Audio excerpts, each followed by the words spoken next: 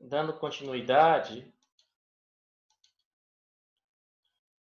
nós vamos estudar agora, relembrar alguns tópicos, alguns conceitos sobre população e amostra, né?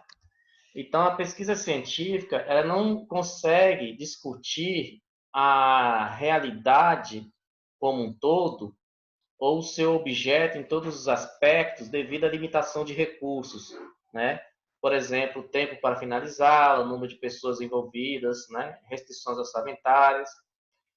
E aí, raramente, a pesquisa abordará a totalidade de elementos ou pessoas, isto é, do que se definiu como o universo da pesquisa, para uso, portanto, de uma amostra.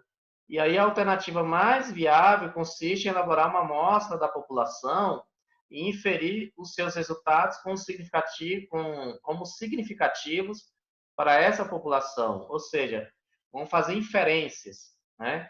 A partir de uma amostra, fazer inferências em relação à população, né? E aí o uso de amostras traz vantagens, como economia de recursos, né? Pesquisas quantitativas, por exemplo, utilizam com frequência amostras. Então, para esse tipo de pesquisa, existem diferentes formas de amostragem, né? E nós vamos ter aqui a amostragem aleatória simples, a amostragem sistemática, a amostragem por conglomerado, a amostragem estratificada e a amostragem por conveniência. Então, vou falar brevemente sobre algum desses tipos de amostragem, mas em livros de estatística, por exemplo, você encontra um maior detalhamento sobre cada uma desses tipos de amostragem, né? A amostragem aleatória simples, né? Ela, nesse tipo de amostragem, todos os componentes da população têm a mesma probabilidade de serem escolhidos para a amostra, os quais serão selecionados por meio de sorteios. Já na amostragem sistemática, os elementos da amostra, em vez de serem sorteados, como na amostragem aleatória simples, eles são escolhidos por meio de um fato de repetição. Então, assim, a população precisa ser classificada em uma ordem pré-determinada, em consonância com os objetivos da pesquisa, para que cada elemento receba um número e, com isso, o fator de repetição possa ser explicado, né? Então, por exemplo, uma população de 1.000 elementos, cuja amostra deve ter 20 elementos, e aí o fator deve ser 50, ou seja, 1.000 dividido por 20. Assim, após ordenar e marcar os elementos, os escolhidos para a amostra serão 50, 100, 150 até 1.000. Já na amostra estratificada, ela é utilizada para populações organizadas em estratos. Então, nesse caso, a amostra também deverá ser estratificada, ou seja, dividida de tal forma que o tamanho dos estratos da amostra seja proporcional ao tamanho dos estratos correspondentes na população. E na amostragem por conglomerado, divide-se a população a ser pesquisada em grupos fisicamente próximos, independentemente de sua homogeneidade. Por exemplo, casas, quarteirões, ruas ou mesmo bairros podem ser conglomerados de uma pesquisa sobre determinada região. Temos, por fim, a amostragem por conveniência, em que os elementos da amostra são escolhidos por conveniência do pesquisador, ou seja, são selecionados por sua disponibilidade e acessibilidade, e não por um critério estatístico. Tal forma de amostragem é muito comum, dadas as dificuldades de se manipular o universo, por exemplo, classificando ou o submetendo a um sorteio aleatório. O que é que vem a ser, agora em relação à população em amostra, pesquisas qualitativas, elas possuem outra abordagem em relação à amostra. Uma vez que esse tipo de pesquisa tem um objetivo de estudo mais aprofundado, mas menos abrangente, né?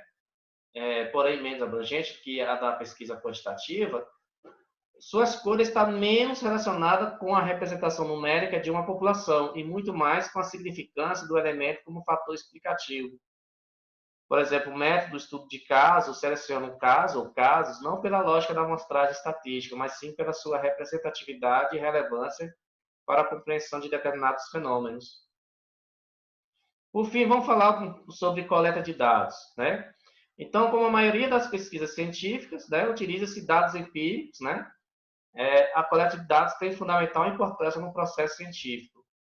Os dados podem ser primários e secundários, né? Dados primários são aqueles dados em que o pesquisador coleta diretamente na fonte, portanto, não receberam ainda nenhum tipo de tratamento, estudo ou análise. E dados secundários são aqueles dados que já foram analisados e tratados de alguma maneira, assim, enquanto disponíveis em outra fonte. Vamos pegar, por exemplo, eu posso citar aqui, por exemplo, o IPCA, um índice de preços ao consumidor amplo, né? Quem divulga o IPCA é o IBGE, né? O Instituto Brasileiro de Geografia e Estatística.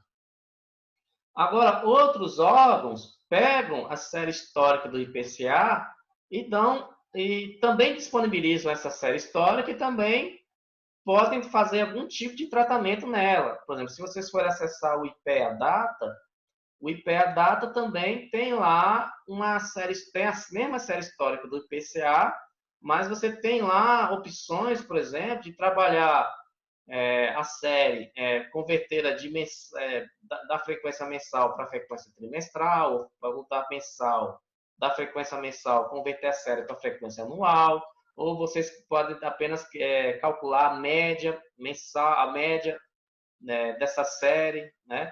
Então, você tem uma fonte primária, que é o IBGE, você tem a variável, que é o IPCA, você tem a fonte de dados, a fonte primária, que é o IBGE, né?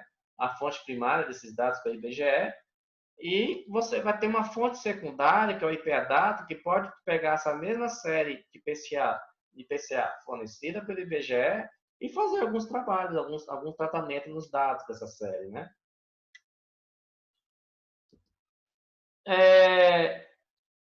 Aqui são exemplos de coleta de dados primários, né? Então, os dados primários podem ser coletados via entrevista estruturada, entrevista não estruturada, entrevista semi-estruturada, questionário, observação, participante, né? No caso de entrevista estruturada, o entrevistado deverá responder a um rol de perguntas previamente formuladas. Assim, o pesquisador terá mais controle sobre a condição da entrevista.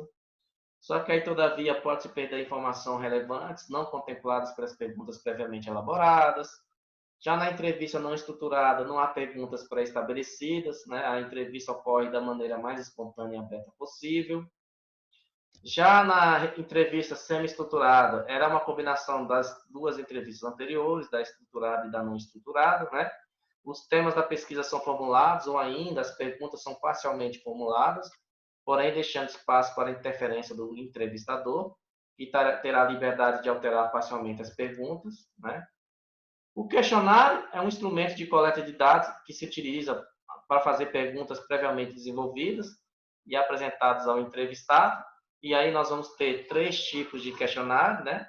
Três tipos de perguntas, né? Por exemplo, as fechadas, né? Permite apenas respostas ligadas a opções explícitas da pergunta, com menos liberdade ao entrevistado.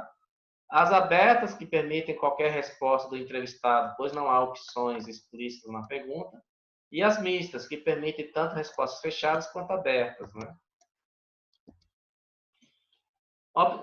Em relação à observação participante, o pesquisador observa a realidade ou fenômeno diretamente, interagindo com ele, realizando, analisando ou assim coletando dados.